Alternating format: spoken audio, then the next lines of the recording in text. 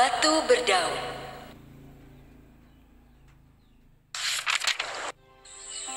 Pada zaman dahulu kala, di pesisir Maluku, ada seorang nenek yang tinggal dengan kedua cucunya. Si sulung berumur 11 tahun, dan si bungsu berumur 5 tahun. Orang tua mereka hilang di laut saat mencari ikan, sehingga keduanya menjadi yatim piatu. Nenek itulah yang kemudian merawat keduanya. Kehidupan mereka sungguh menyedihkan. Tetangga-tetangga mereka terkadang membantu memberikan mereka makanan. Untuk menyambung hidup, nenek itu mencari kayu di hutan dan mencari ikan di tepi laut untuk bisa dijual. Setiap hari, dia bekerja keras dan meninggalkan kedua cucunya sampai sore menjelang. Cucuku, nenek pergi mencari kayu bakar dulu ya.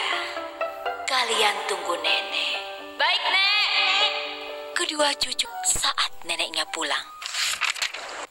Suatu hari, si nenek berkata kepada kedua cucunya, "Cucu-cucuku, mari kita ke pantai.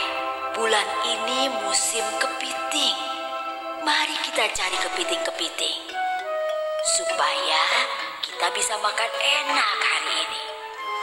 Kedua cucunya menyambut dengan gembira.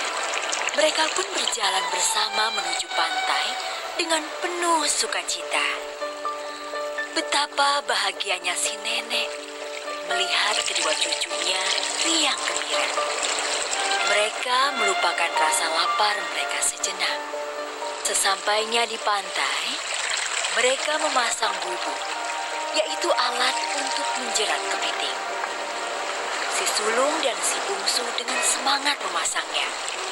Lalu mereka pergi bermain. "Cucuku, nenek hendak pergi ke hutan mencari kayu bakar. Kalian bermain dulu ya." Baik, Nek. Kata keduanya. Sepeninggal neneknya, mereka bermain dengan riang gembira. Mereka berenang, membuat istana dari pasir, dan bahkan saling berkejaran. Mereka benar-benar melupakan rasa lapar mereka. Tak lama kemudian, si nenek muncul dengan membawa kayu bakar. Dia memanggil cucu-cucunya. "Cuk, ayo kita lihat bubu yang kita pasang." Kedua cucunya langsung mengangguk penuh semangat. Mereka memeriksa bubu satu demi satu. Ternyata, kepiting yang tertangkap cukup banyak. Nek, kita bisa makan enak hari ini. Lihat kepiting-kepiting ini banyak sekali. Neneknya mengangguk dan tersenyum. "Cuk, nenek harus menjual kayu bakar ini dulu. Kalian pulang dan masaklah semua kepiting ini. Kalian boleh makan dulu. Tapi ingat, sisakan kaki-kaki kepiting itu untuk nenek." Baik, Nek. Ingat, jangan kalian langgar perintah nenek. Iya, Nek. Kedua cucu nenek itu segera pulang dengan gembira. Mereka memasak kepiting-kepiting itu dan memakannya dengan sepiring nasi sisa kemarin. Enak sekali ya, Kak. Sesuai perintah neneknya, mereka menyisakan kaki-kaki kepiting untuk neneknya. Kakak, kita main lagi yuk. Ajak si adik. Mereka pun bermain di sekitar rumah. Setelah bermain, si bungsu merasa lapar lagi.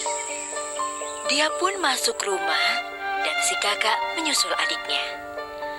Dia melihat adiknya hendak mengambil kaki-kaki kepiting itu. Adik, apa yang kau lakukan? Si adik memandang kakaknya dengan penuh harap.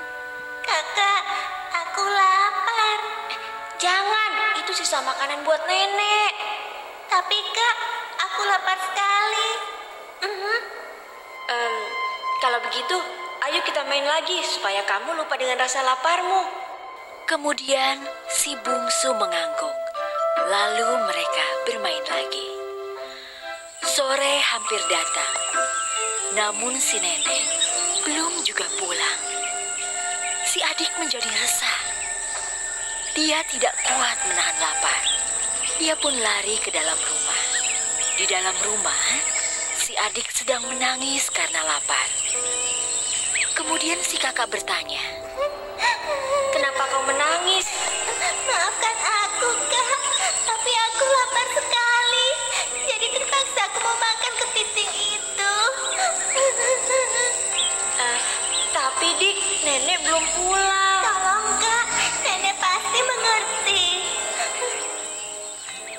akhirnya karena tidak tahan melihat adiknya yang menangis, si sulung memberikan kepiting itu kepada adiknya. Dia makan dengan lahap. Melihat adiknya begitu lahap, si kakak ikut mengambil kepiting itu. Tanpa sadar, mereka sudah menghabiskan kepiting-kepiting itu. Kemudian nenek mereka pulang tanpa membawa uang. Kayu bakarnya belum laku. Perutnya sangat lapar. Dia segera mencari kepiting-kepiting itu, namun tidak menemukannya. Cuk, di mana kaki kepiting untukku? Maaf, Nek. Kami sudah memakannya. Hah? Kenapa kalian menghabiskannya? Bukankah tadi sudah nenek bilang agar kalian menyisakan kakinya untuk nenek? Maafkan kami, Nek. Adik tidak kuat menahan lapar, sehingga aku memberikan semua kepiting itu untuknya. Mendengar semua itu, sedihlah hati nenek. Dia meninggalkan kedua cucunya dan pergi ke hutan. Di hutan itu ada sebuah batu besar yang mirip daun. Si nenek duduk di sana sambil menangis. Hari sudah gelap, namun nenek itu tetap di sana. Begitu sedih hatinya karena cucu-cucunya tidak menuruti perintahnya. Dia pun berkata pada batu berdaun itu, "Wahai batu berdaun, betapa sakit hatiku. Kedua cucuku tidak mau mendengarkan aku. Tidak ada gunanya aku hidup. Wahai batu berdaun, telanlah aku." Batu itu tidak bergerak. Sekali lagi nenek itu memohonkan permintaannya. Namun batu itu tetap tidak bergeming. Akhirnya pada permohonan yang ketiga, terbukalah batu itu. Dan si nenek tersedot ke dalamnya. Setelah menyedot nenek itu, batu itu segera terkatup kembali.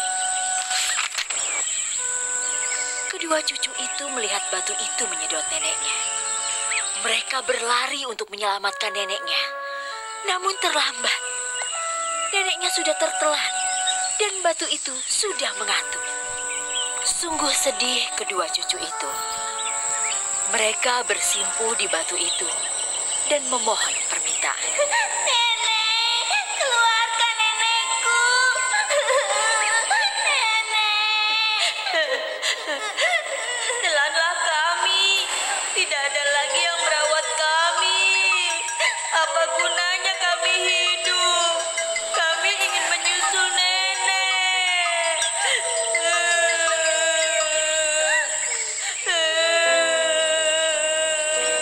Mereka terus memohon, meraung, menangis, namun batu itu tidak bergerak. Hingga mereka memukul-mukul batu itu. Maafkan kami. Kami sudah bersalah. Kami mohon ampun. Tolong kembalikan nenek kami. Mereka terus menangis sampai lelah. Hingga akhirnya mereka tertidur. Keesokan harinya, mereka ditemukan tetangganya yang kemudian merawat kedua anak sebatang kara tersebut dengan baik.